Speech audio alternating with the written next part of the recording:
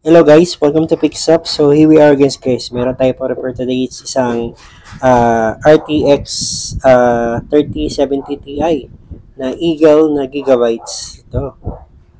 Okay. Try natin i-check guys. Okay. Wala talaga siyang displays. So kailangan na natin i-check yung kanyang physical component. Baka meron tayong makitang obvious doon na maaari natin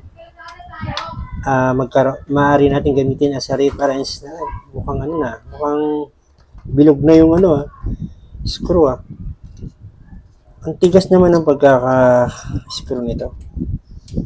Try natin i-test guys, just to be confirmed. Okay, power on. Biglang hindi umikot yung fan, pero dapat iikot yan, tapos hihinto pag nag-boot na. So, walang display. Nilagay ko siya sa isang ating HDMI. So, lipat natin. Lipat natin siya rito sa kabila. Okay. Lipat natin. Power on. Power off. Then, try natin power on ulit. Isolate muna tayo guys para hindi tayo magkaroon ng problem. Baka mamaya may display to. Yung mismong kanyang display cord lang may problem. So, hindi umikot yung fan, pero may ilaw siya.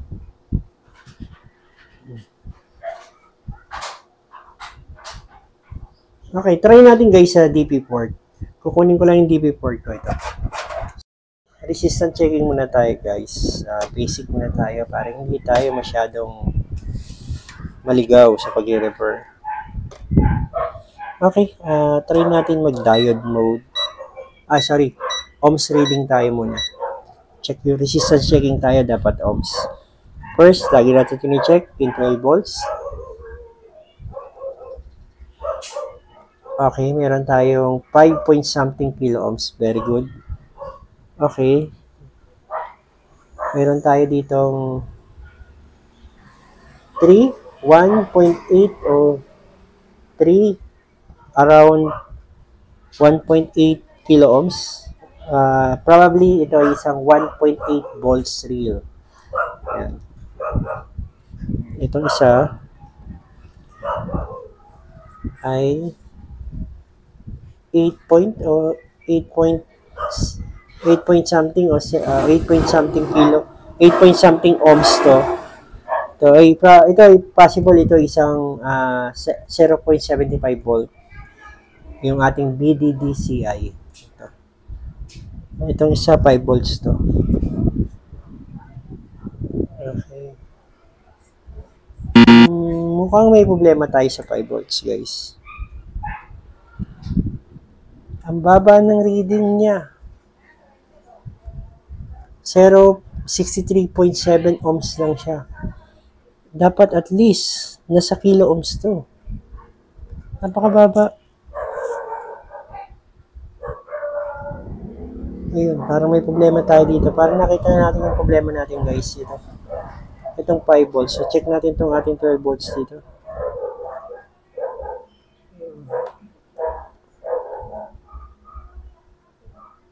Ayun, nasa kilo ohms tayo. 4 point something kilo ohms. 4 point something kilo ohms. Okay, good. Good. Good.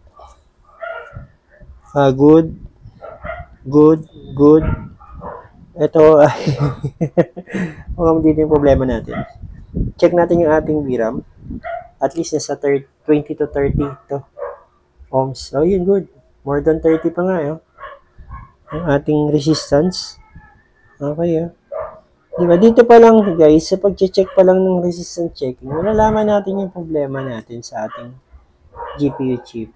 Pero ang problema, pag ito, mukhang madugo to kasi gawa ng ito, usually kasi yung madalas nasisira yung 1.8, 0.75 volt o yung PEX o kung hindi kaya yung power pace controller o yung MOSFET, yun yung lagi sasabi nila sasabihin ng customer lagi, MOSFET lang yan, MOSFET.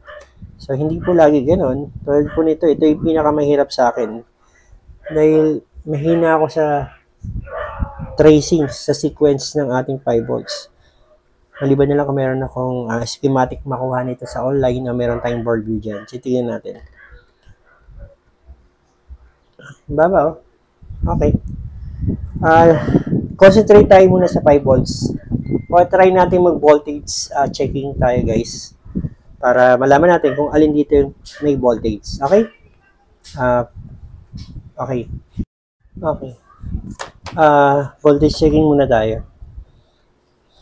Okay, nag-worry na kagad ako kasi yung 5 volts pa yung nadali. Maliban na lang sana kung yung mismong 5 volts controller ang problema. Dali lang yan. Dali palitan. Okay. Anyway, check muna tayo. Huwag tayo mag-jump sa conclusion na yan. Power on. Okay. Ito, makikita nyo guys. Parang mayroon tayong faulty na IC. Kumakain siya ng current na 0.14. Pero anyway, check muna tayo. So, hindi siya nagpa-power on. Pag ganyan po. Hindi siya nagpa-power on. Okay. Checking muna tayo nito para hindi tayo maligaw. Saan na naman pupunta, di magulo. Okay, check tayo ulit, 12 volts. Okay, mayroon tayong 12 volts dito. Of course, check ko pa lang, wala tayong 1.8. Kasi kung problema natin is 5 volts, hindi talaga magpo-provide ng 1.8 at hindi tayo makakapag-provide ng 0.75. Wala rin tayong memory. Sure ako dyan, kasi ito, wala to eh. Sige, lalas natin to Wala tayong 1.8. Wala tayong 0.75. Of course, wala tayong 1.3 sa ating memory. Sure ako, wala tong voltage. Sure, meron. Yun lang. Boom. May voltage siya. Okay, meron tayong 5 volts. Sorry naman doon. Pero, may something eh. May 5 volts tayo rito. Pero bakit wala tayong 1.8 o wala man lang tayong 0.75 volts? Kasi kung meron tayong 5 volts, dapat meron tayong 1.8. Tama ba? Sa RX kasi dapat may 1.8 bago mag 1 volt o 0.75 volt. Tama. Wala tayong 1.8 Wala rin tayong 0.75 o 1 volts dito. Tama ba 1 volts? So, yan, yung peaks natin. Parang may umiinit dito something, guys. Parang may umiinit dito. Dito may umiinit. Hindi umiinit yung GPU natin. Siyempre, wala tayong voltage sa ating mga power phase. Walang voltage, Walang voltage. Pero may umiinit dito. Grabe yung init. Capacitor ba? Dito may init dito na naramdaman ko. So, gamit tayo guys ng thermal camera. Dito yung may init. Ito, dito banda. Ito. Pero wala namang component dito kasi hindi naman pwedeng uminit tong ating coil. So, hindi rin umiinit tong apat na MOSFET. So, try natin i-flip. So, asan yung likod niya? Ito, yung likod. Hindi kaya to. Itong component na to. Okay, try natin check. Using ulit yung thermal camera, guys. Okay, guys, check tayo. Using yung ating thermal camera. Power on natin. So, yun guys. Nakita nyo? Ito, umiinit Ito siya. I-off ko lang. Okay, in-off ko siya. Tingnan nyo rito. Ito yan, ito. Power on. Diba? Ito. Dito banda. Pero kung makikita natin guys, wala siya Wala siyang component dito So, off ko lang. Try natin sa likod.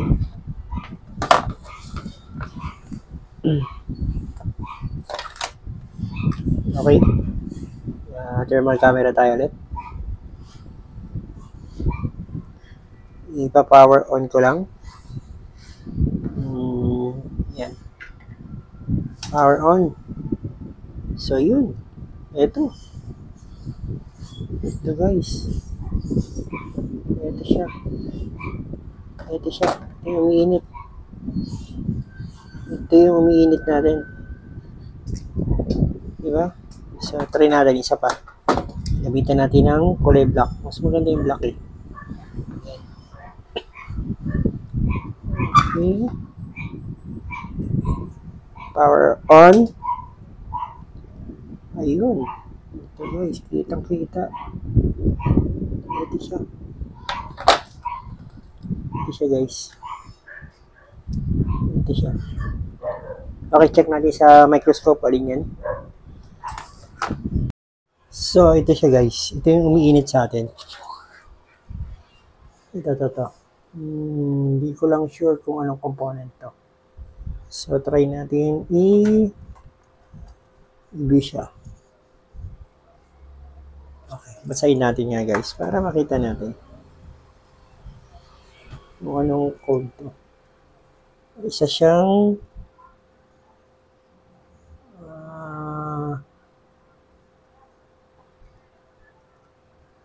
UP166Q.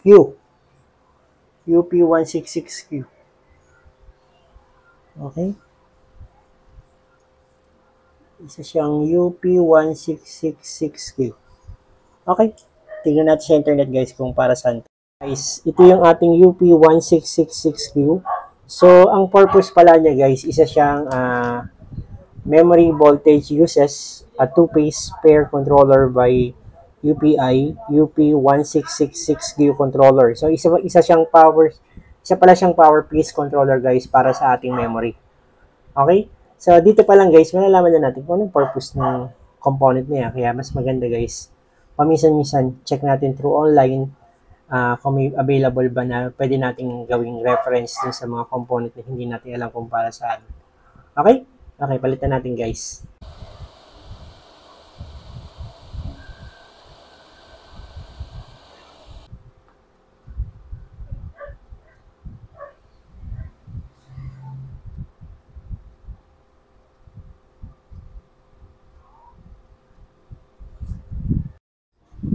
So yun guys, napalitan na natin yung ating yung umiinit na component. Try natin mag voltage checking guys kung mayroong progress yung ating GPU. Okay, power on. So, okay. Hindi pa rin siya nag-i-initialize. Try natin. So, wala pa rin tayong voltage dito guys. So, wala rin tayong voltage sa 1 volts. So, wala tayong voltage sa memory. So, wala pa rin. So, try natin.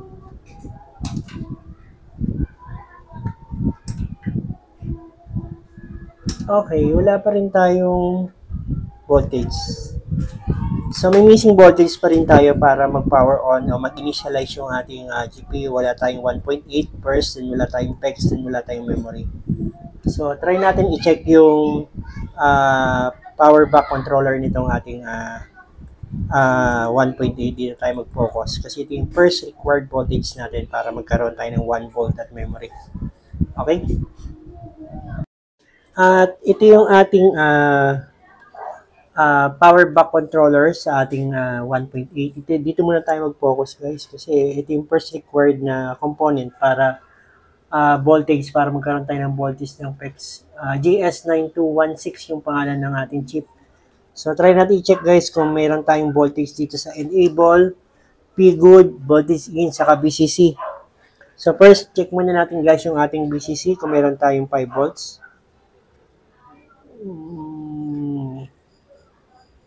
Okay, power on natin.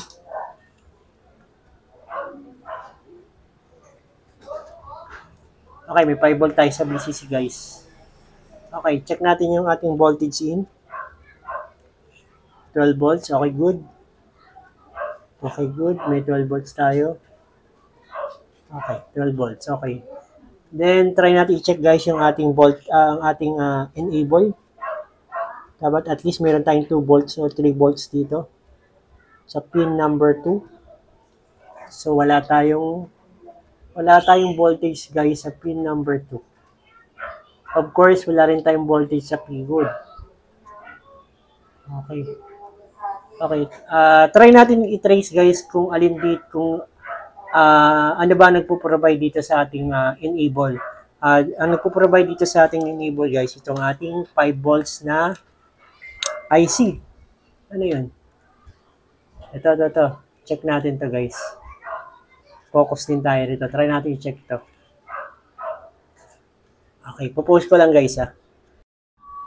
So yan guys, ito yung ating 5 volts power rails. Yan, siya po yung responsible sa ating 5 volts. Yan po yun. So, siya rin yung responsible guys sa ating enable dun sa GS12916 dun sa ating 1.8. So, dito guys, makikita natin, ito yung pin number 1, ito lang tayo magpo-focus. Yan. Kasi yung pin number 1, yan yung P-good niya. Yung P-good niya, yan din yung enable ni 1.8 o yung GS9216 na component na pinakita ko sa inyo.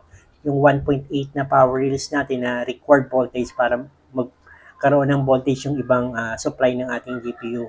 So, dyan muna check natin guys. Yan, para makita nyo, pakita ko para sa inyo layout niyan. So, yan yung guys. So, yan. Hindi muna natin nagagalawin, hindi na natin check tong iba. Kasi good naman to. Ibig sabihin, kasi meron siyang supply na P-good na 5 volts dun sa ating coil. So, at the same time, siya rin nagpo-provide sa enable natin yan, pin number 1. Enable ng ating 1.8. Yan, check natin yan guys kung meron niyang voltage. At least dapat nasa 3 volts to 5 volts yan. Okay? So, yan guys. Power on ko lang. Focus lang natin. Yan. Okay, power on. So, dapat meron niyang, sorry, hindi pala. Meron dapat yun. Ayun, may 3.3 volts tayo. Dito guys. Okay? Ibig sabihin, dapat meron siyang enable na doon. Pero bakit walang enable? So, kailangan natin sundan yan guys kung saan papunta yung kanyang 3.3 volts. Okay? Okay. Try natin sundan niya saan papunta yung kanyang 3.3 volts. Okay. Dito lang yan. Malapit lang yan dito guys. Malapit lang yan dito. Nandiyan lang yung sa tabi-tabi. So, kailangan natin palit tayo ng okay.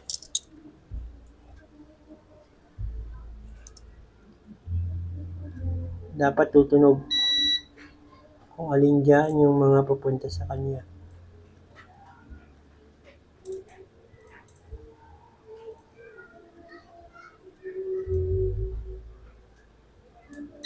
Ayun, tumunog. So, eto, dito siya papunta. Itong pin number 1, na to, ay connected dito sa pin number, nakita nyo ba? Yan. Si pin number 1 ay connected dito sa pin number 1 ng ating, itong component na to. Ayan. Nakita nyo? So, ito. So, okay. Ito ay isang 5 legs o 5 pin na regulator. Actually, based dun sa pagkakaalam ko, ito yung power in, voltage in, itong dalawa. Itong pin number 3 ay ground, at pin number 4 ay out. Ito yung BCC. Okay, power on natin guys. Power on, voltage tayo. Okay, voltage checking tayo guys. So, ito dapat yung kanyang, ano ko lang, para makita nyo. Ito dapat yung kanyang voltage in. Okay, may 3.3. Galing yan doon sa 5 volts na pin number 1. Ito rin ay voltage in. Ito ay ground. So, ito ay BCC. 5 volts, 3.2. 3.2. Kasi ito yung out. So, wala tayong out. So, dapat meron yung voltage sa pin number 4. 1, 2, 3, 4. Ito kasi yung out niya. Okay, pakita kasi yung layout niya, guys. So, ito yung layout niya, guys. Sana yun? Okay. Ito. Ayan. So, ito, dito pumapasok yung 3.3 natin na galing sa 5 volts. Itong dalawa ay voltage in. Tapos, papasok dito dapat magkakaroon ng out. Yan, magkakaroon dapat dito ng voltage sa out. Ito, BCC, meron tayong 3.2, tapos dito wala tayong voltage sa pin number 4. So, dapat may voltage yan dyan. Magpo-provide dapat siya ng voltage, then papunta na dun sa ating resistor connected na. Yung resistor na yung connected naman yun dun sa ating enable dun sa GS2916. So, wala tayong voltage dito. Isang problema yan. Pwedeng palitan natin siguro din yun. So, yan guys, siguro pwede rin natin palitan yan. O, check din natin, dapat ba may voltage sa pin number 2? Kasi nakita natin yung pin number 2, ang voltage niya 0.5. 0.5 volts lang siya. So, wala pumapasok din na voltage. Dapat yata meron sila. Okay, check ko rin guys kung dapat bang may voltage din dito. Kasi mapapansin natin guys, may resistor dito eh. Ay, sorry. Ano yan? Yan, mapapansin natin, may resistor dito na connected. Yan, no? Yung resistor na yan, ito, connected yan dito. Ito, tatagos din dapat dito pag ganyan. Connected dito. Pero hindi ko alam kung ang voltage ba nito, 3.3 din o 0.5 volts talaga. So, check natin yung voltage niya guys. Balik tayo rito sa ating multimeter.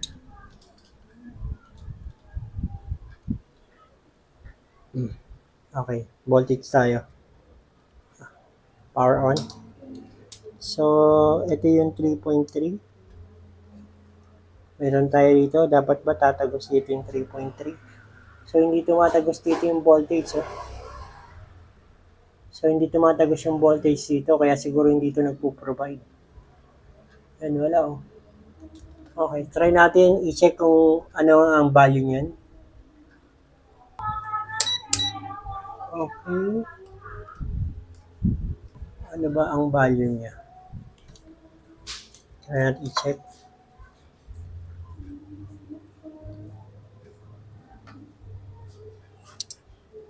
Wala. So, wala. Hindi siya nag-read. So, walang value.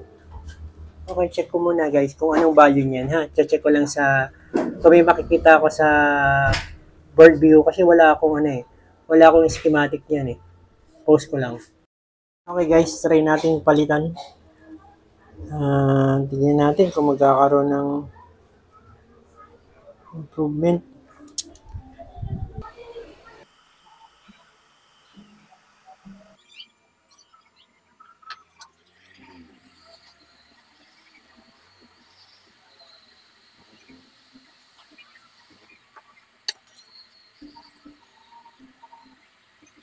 Guys, napalitan na natin to. Try natin kung may voltage na tayo. Okay, power on. Okay. Yun no, guys, meron tayong 3.3. So, dapat meron rin tayong 3.3 dito sa diode. Okay, then tatagos dito. Okay guys, try natin check kung meron na tayong enable. Okay guys, try natin check kung meron na tayong enable sa pin number 2.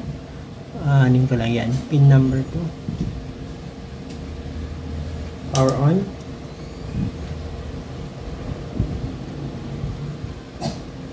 Meron na kaya?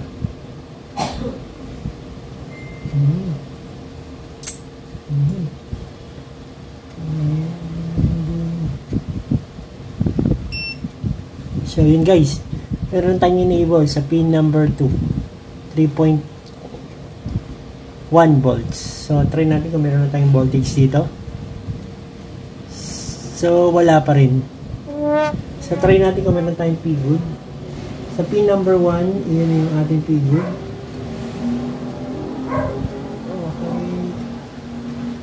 Okay guys, wala tayong P-good. Pero meron na tayong enable.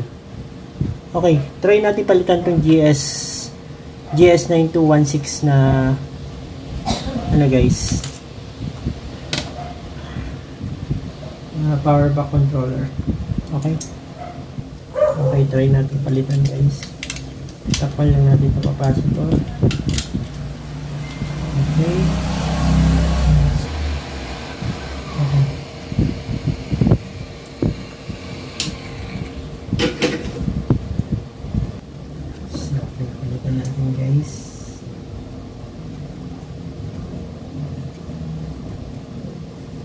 Bagong GS9216.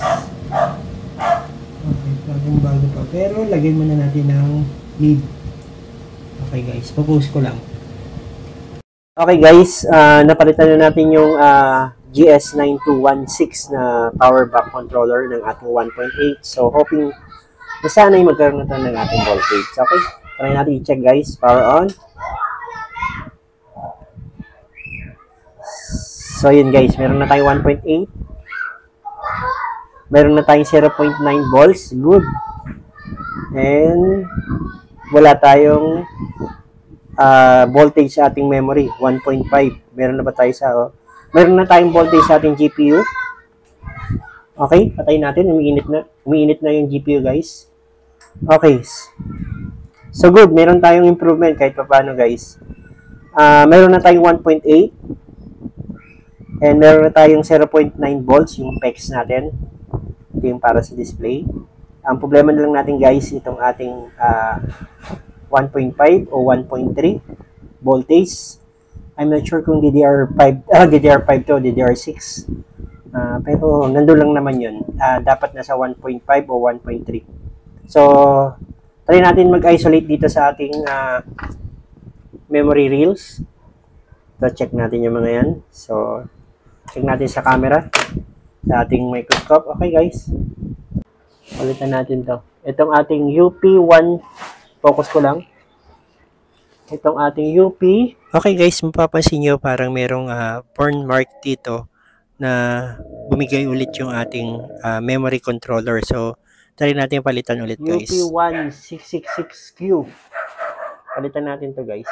Okay. Okay guys, palitan muna natin yung yung UP1666Q. Napalitan na natin yung UP166Q. Try natin ulit mag-voltage sa checking. Okay, power on. Konting bilis lang tayo kasi baka uminit na. So, dito tayo wala. Okay guys, meron tayong 1.3. Diba? May 1.8. May 1.8 na tayo. Meron tayong 0.9 volts. Ito yung wala tayo guys. Meron tayong 1.3.6. So, okay na. Wala tayong shortage na rin. Okay na rin yung current natin. Okay guys. Try na natin i-test. Okay. Good beep. Ayun. Display na siya.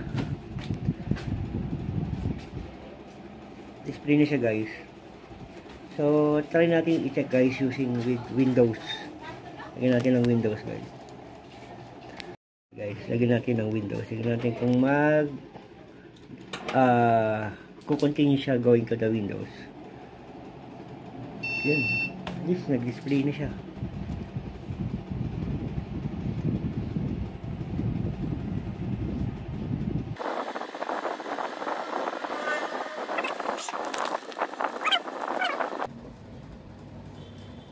Okay, ito yung ating driver, NVIDIA GeForce RTX 3070. Okay, this device is working properly. Okay, try natin guys bali benchmark. Okay guys, ah, at least nasa 90, yung 90.3 ang ating FPS. Okay, good na good. Total score natin 3,780. Okay, very good. Ito po yung ating unit. NVIDIA GeForce RTX 3070. Naka-Extreme HD po tayo. Nakakabit po yan sa ating HDMI. Yan po. Ito po yung unit natin. Pumasa na siya guys, pero try ko pong i-test games tayo, try natin sa games, okay?